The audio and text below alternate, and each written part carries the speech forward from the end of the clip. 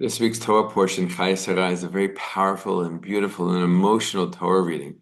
And in honor of it, thousands, if not tens of thousands of Israelis are going to be spending this Shabbat in Hebron. Let's understand why.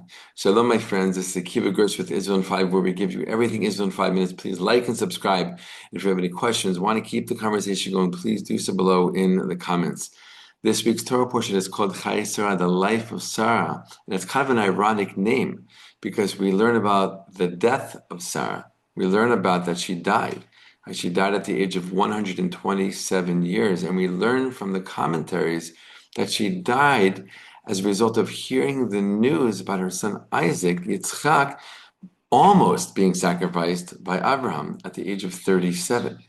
Almost being sacrificed, right? That's the news, right? We know that Abraham didn't actually sacrifice Isaac, that an angel came and stopped him at the last second and told him it was just a test to see if you would listen to God 100%. And she heard about that, what happened, and just hearing that he was almost sacrificed, her only son, her soul flew out of her body. That was it. That was too much for her, right? It's a very interesting passage of the Torah. It's a very interesting and deep and even esoteric story in the Torah. Why did she die if Isaac didn't die? Why did her soul leave her body if she heard the news that he actually didn't die in the end? And one commentary says something very interesting, that it was just too much for her. All right, two things he says. One, it was just too much for her. Just even the thought, the possibility of her son being killed in general, in this way specifically, it was just too much for her to bear. It was overwhelming for her system, and her soul literally flew out of her body.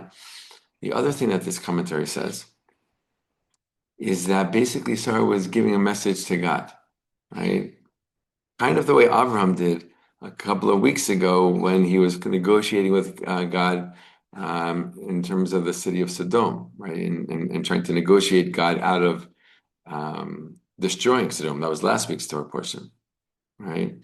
Sarah is basically sending a message to God, God, there are things that are too much for us to handle, right? Please have mercy on us. Have mercy on my descendants, right? We know that Abraham and Sarah are the ones who started the Jewish people. So as the beginning of the Jewish people, she's sending a message, right, to God, and basically a prayer for all of her descendants, all the generations that would come after, right? That they shouldn't be tested, right, in a way that's too much for them, right? That they shouldn't be overwhelmed by the tests that come their way. And a plea to God, please don't test. I know testing is important and it has its place, testing a person, but please don't make it too difficult. Don't make it too hard. Don't make it too challenging, right? And this shows Sarah's love for all of her descendants that were going to come out of her, people she never met, right up until our day and age, including us. It's a really powerful thing. And the other major thing that we learn about in this week's Torah portion is when Sarah dies, Avram wants to bury her. Where does he want to bury her? He chooses Ma'at Machpelah, right? The cave that is found in the fields in the area of Hebron. Right? He knows that's where he wants to bury Sarah, so he goes and he purchases it fair and square for a lot of money. So the whole field and the cave in the field belongs to him, and that he can bury Sarah, his wife, properly, with honor, with respect, in land that he owns. And it's the first purchase by a Jew of land in the land of Israel. It's a very powerful thing. And he chooses that place, that cave. Why there, of all the different places in the country, in the land?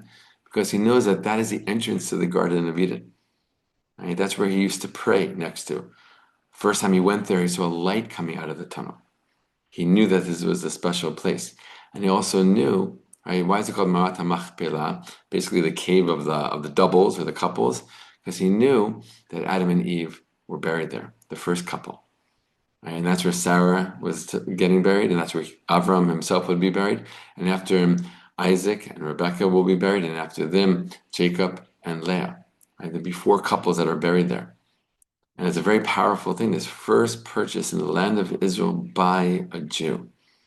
And that's why thousands, if not tens of thousands of Israelis are going to go to Hebron, this Shabbat, and either sleep in people's homes, be taken in by people, or just set up tents wherever they could and be there for that Shabbat. Right? It's a very powerful thing to see. It's a very powerful place to be. For the Shabbat to celebrate the first purchase by a Jew in the land of Israel, the first purchase of land, and making that first eternal connection between the Jewish people and this land. And all of it was in honor of Sarah, right? Which we can say, I think, in other words, in another way, all in honor of her vision, right? Her mission, her prayers for her people, and her pleas to God to take care of them and to have mercy on them. All the best, my friends, and Shabbat Shalom.